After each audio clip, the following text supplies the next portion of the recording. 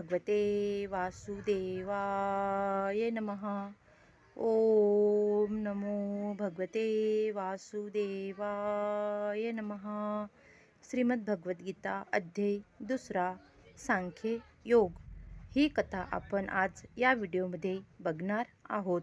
तर मित्रांनो, हा व्हिडिओ तुम्ही शेवटपर्यंत नक्की बघायचा। तर मग आता आपण सुरू करूया। ज्याप्रमाणे देहधारी आत्मा अवितरपणे या देहात बालपणापासूनच तारुण्यात आणि तारुण्यातून वार्धक्यात जात असतो, त्याप्रमाणे मृत्यूनंतर जीवात्मा दुसऱ्या देहांमध्ये प्रवेश करतो।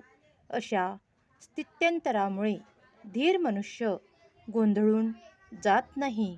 जीवात्म्याचा एकात्मवाद हा मायावादी सिद्धांत मान्य करता येत नाही, कारण जीवात्म्याचे तुकडे करता येत नाही। अशा प्रकारे जीवात्म्याचे विभाजन झाले असते तर परमात्माही विभाजनीय झाला असता, पण यामुळे परमात्मा अपरिवर्तनीय आहे। या सिद्धांतांचे उल्लंघन झाले असते। तथापि गीतेमध्ये निश्चितपणे सांगितल्याप्रमाणे परमात्म्याचे अंश नित्य अस्तित्वात असतात आणि त्यांना क्षर म्हटले जाते, कारण त्यांच्यामध्ये भौतिक प्राकृतिक पतन होण्याची प्रवृत्ती असते। हे अंशात्मक जीव नित्य अंशात्मकच राहतात आणि मुक्ती नंतरही ते अंशच राहतात। पण मोक्षप्राप्तीनंतर जीवात्मा हा भगवंतासोबत ज्ञान आणि आनंदमयी असे शाश्वत जीवन जगतो। प्रत्येक व्यक्तिगत शरीरात स्थित असलेल्या परमात्म्याला प्रतिबिंबाचा सिद्धांत लागू करता येतो। तो जीवात्म्याहून भिन्न असतो। जेव्हा आकाशाचे प्रतिबिंब पाण्यात पडते तेव्हा त्या प्रतिबिंबामध्ये सूर्य, चंद्र आणि तारे दिसून येतात। तारकांची तुलना जीवात्म्याशी करता येते, तर चंद्र किंवा सूर्याची तुलना परमेश्वराशी करता येते। वैयक्तिक स्वातंत्र्य जीवाचे प्रतिनिधित्व अर्जुनाने केले आहे, तर परमात्मा स्वतः भगवान श्रीकृष्ण आहेत। 4थ्या अध्यायाच्या प्रारंभी असे दिसून येईल की ते दोघेही एकाच स्तरावर नाहीत। जर अर्जुन आणि श्रीकृष्ण एकाच पातळीवर असते आणि श्रीकृष्ण अर्जुनापेक्षा श्रेष्ठ नसते, तर त्यांच्यामधील गुरु शिष्य हा संबंध अर्थहीन ठरला असता। जर दोघेही मोहित होणारे असते, तर त्यांच्यातील एकाने शिष्य आणि दुसऱ्याने गुरु होण्याची काहीच आवश्यकता नव्हती। असा उपदेश निरुपयोगीच ठरला असता, कारण मायेच्या बंधनातील कोणताच मनुष्य प्रमाणित गुरु होऊ शकत नाही।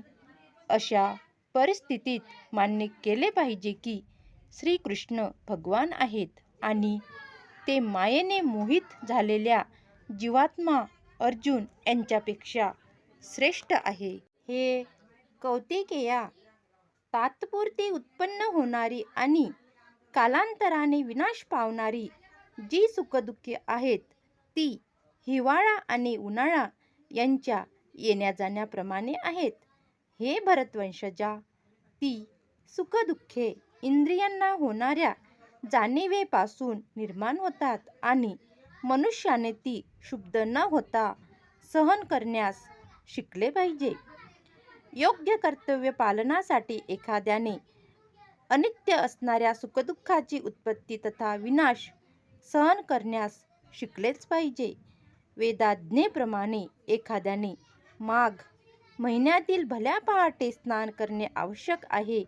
त्यावेळी अतिशय थंडी असते, तरीही जे धार्मिक तत्त्वाचे पालन करतात ते अशावेळी स्नान करण्यास मागेपुढे पाहत नाहीत। त्याचप्रमाणे मे-जून महिन्यातील कडक उन्हाळ्यातही स्त्री स्वयंपाकघरात स्वयंपाक करण्यास मागेपुढे पाहत नाही। प्रतिकूल वातावरणातही मनुष्याने आपले कर्तव्य पालन केलेच पाहिजे. त्याचप्रमाणे युद्ध करणे हे क्षत्रियांचे धार्मिक तत्त्व आहे आणि जरी एखाद्या क्षत्रियाला आपला मित्र किंवा नातेवाईक यांच्याशी युद्ध करावे लागले तरी त्याने आपल्या नियत कर्मापासून ढळू नये. ज्ञानस्तरापर्यंत उन्नत होण्यासाठी एखाद्याने नियत विधिविधानांचे पालन करणे आवश्यक आहे, कारण केवळ ज्ञान आणि भक्तीद्वारेच मनुष्य मायेच्या बंधनातून स्वतःला मुक्त करू शकतो. अर्जुनाला ज्या 2 नावांनी या ठिकाणी संबोधण्यात आले आहे ते सुद्धा महत्त्वपूर्ण आहे. त्याला कौंतेय नावाने संबोधण्यामुळे त्याच्या आईच्या बाजूकडील थोर नातेवाईकांचा बोध होतो आणि भारत या नावाने संबोधण्यामुळे त्याच्या पित्याकडील असणाऱ्या श्रेष्ठत्वाचा बोध होतो. दोन्ही बाजूंनी त्यांचे वंश थोर होते. थोर वांशिक संबंधामुळे योग्य कर्तव्य पालनाचे दायित्व वाढते, म्हणून अर्जुन युद्ध करण्याचे टाळू शकत नव्हता. हे पुरुषश्रेष्ठा अर्जुना, जो पुरुष सुख आणि दुःख यांनी विचलित होत नाही आणि दोन्ही अवस्थांमध्ये स्थिर असतो, तो मोक्षप्राप्तीसाठी निश्चितपणे योग्य आहे. जो मनुष्य आध्यात्मिक साक्षात्कारामधील उच्चतर अवस्थेची प्राप्ती करण्याच्या निश्चयात दृढपणे स्थित असतो आणि सुखदुःखाचे आघात समभावाने सहन करतो, तो खचितच मोक्षप्राप्तीस पात्र होतो. वर्णाश्रमसंस्थेमधील संन्यासाश्रम ही चौथी अवस्था अत्यंत खडतर अवस्था आहे. तथापि जो आपले जीवन परिपूर्ण करण्याविषयी प्रामाणिक आहे, तो कोणत्याही अडचणींना महत्त्व न देता संन्यासाश्रम स्वीकारतो. कौटुंबिक नाती तोडल्यामुळे आणि पत्नी तथा मुले-बाळे यांच्या संपर्काचा त्याग करण्यामुळे साधारणपणे अडचणी उद्भवतात, परंतु अशा अडचणी सहन करण्यास समर्थ असणारा साधक निश्चितपणे आत्मसाक्षात्काराच्या मार्गात पूर्णत्व प्राप्त करतो.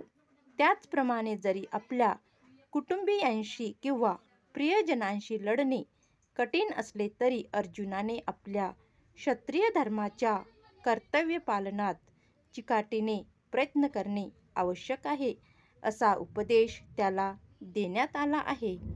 श्री चैतन्य महाप्रभूंनी वयाच्या 24व्या वर्षीच संन्यास ग्रहण केला आणि त्यांच्यावर अवलंबून असणारी त्यांची तरुण पत्नी आणि वृद्ध माता यांची देखभाल करण्यास कोणीच नव्हते. तरीसुद्धा उच्चतर हेतुप्रित्यर्थ त्यांनी संन्यास घेतला आणि ते आपल्या श्रेष्ठ अशा कर्तव्य पालनात दृढ होते. भौतिक बंधनातून मुक्ती प्राप्त करण्याचा हाच एकमात्र मार्ग आहे. तत्वदर्शी पुरुषांनी असा निष्कर्ष काढला आहे की वस्तू चिरकाळ टिकू शकत नाही आणि असत वस्तू म्हणजे असत्य गोष्टी चिरकाळ टिकू शकत नाही आणि सत्य गोष्टी सत्य वस्तू अपरिवर्तनीय असतात. या दोन्हीच्या स्वरूपांचा अभ्यास करून तत्वदर्शी पुरुषांनी असा निष्कर्ष काढला आहे. परिवर्तनशील शरीर स्वार्थी नसते. आधुनिक विज्ञानाने मान्य केले आहे की विविध प्रकारच्या पेशींच्या क्रिया तथा प्रतिक्रिया यामुळे शरीरामध्ये क्षणोक्षणी परिवर्तन होत असते आणि याप्रमाणे शरीरामध्ये वाढ होते तथा वृद्धत्व येते. पण शरीर आणि मनामध्ये जरी सर्व प्रकारची परिवर्तने होत असली तरी जीवात्मा नित्य स्थायी राहतो. पदार्थ आणि आत्मा यांचा भेद आहे. स्वभावतः शरीर नित्य परिवर्तनशील असते आणि आत्मा शाश्वत असतो. निर्विषवादी आणि सविषवादी या दोन्ही तत्वदर्शी पुरुषांनी हा निर्णय प्रस्थापित केला आहे. विष्णू पुराणामध्ये सांगण्यात आले आहे की श्री विष्णू आणि त्यांचे धाम या दोहोंना स्वयंप्रकाशित आध्यात्मिक अस्तित्व आहे. स्वतः आणि सत्य आणि असत्य हे शब्द केवळ आत्मा आणि पदार्थाला उद्देशून आहेत. सर्व तत्वदर्शी लोकांचे हेच प्रतिपादन आहे. भगवंतांनी अज्ञानाने प्रभावित झालेल्या सर्व जीवांना जो उपदेश केला आहे त्याचा आरंभ या श्लोकातील उपदेशापासूनच होतो. अज्ञान नाहीसे करणे म्हणजे पूजक तथा पूजनीय यांच्यातील शाश्वत संबंध प्रस्थापित करणे, तसेच अंशरूप जीव आणि पुरुषोत्तम श्री भगवान यांच्यातील भेद जाणून घेणे होय. कोणताही मनुष्य प्रथम स्वतःला जाणून घेऊन भगवंताचे स्वरूप जाणू शकतो. जीव आणि भगवंत यांच्यातील संबंध अशा अंश आणि अंशी किंवा अंश आणि पूर्ण यांच्यातील संबंधांप्रमाणे असतो. वेदांत सूत्र तसेच श्रीमद भागवतात समस्त सृष्टी पदार्थांचे उत्पत्तीस्थान म्हणून भगवंताचा स्वीकार करण्यात आला आहे. अशा सृष्ट पदार्थाची ओळख परा आणि अपरा किंवा श्रेष्ठ आणि कनिष्ठ अशा क्रमाने होते. 7व्या अध्यायात सांगितल्याप्रमाणे जीवात्मे पराप्रकृतीत येतात. जरी शक्ती आणि शक्तिमान यांच्यामध्ये भेद नसला तरी शक्तिमानाला भगवंत मानले जाते आणि शक्ती किंवा प्रकृतीला गौण मानले जाते. म्हणून ज्याप्रमाणे स्वामी आणि सेवक किंवा गुरु आणि शिष्य यांच्यामध्ये संबंध असतो त्याप्रमाणे जीव सदैवच भगवंताच्या अधीन असतात. अज्ञानाच्या प्रभावाखाली असे स्पष्ट ज्ञान जाणून घेणे अशक्य आहे. असे अज्ञान नष्ट करण्याकरिता आणि सर्व काळी सर्व जीवांना प्रवृत्त करण्यासाठी भगवद्गीतेचा उपदेश देण्यात आला आहे. जे संपूर्ण शरीराला व्यापून आहे ते अविनाशी आहे असे तू जाण. त्या अविनाशी आत्म्याचा कोणीही नाश करू शकत नाही. मित्रांनो, श्रीमद भगवद्गीता अध्याय 2 ही कथा आपण वाचत आहोत. ही कथा किंवा हा एक मराठी व्हिडिओ संपूर्ण जीवात्म्याचा, संपूर्ण आत्म्याचा पवित्र असा हा ग्रंथ आहे. तर हे व्हिडिओ तुम्ही नक्की ऐकत चला. काम करता करता एका जागी मोबाईल ठेवून ही कथा तुम्ही ऐकू शकता. ही कथा आयुष्यात एकदा तरी ऐकायला पाहिजे, वाचायला पाहिजे. तर ही कथा तुम्ही माझी ऐकत चला आणि माझे व्हिडिओ बघत चला आणि व्हिडिओला लाईक, शेअर आणि सबस्क्राईब करीत चला. तर आपण या पुढील कथा पुढच्या व्हिडिओमध्ये बघूया. ओम नमो भगवते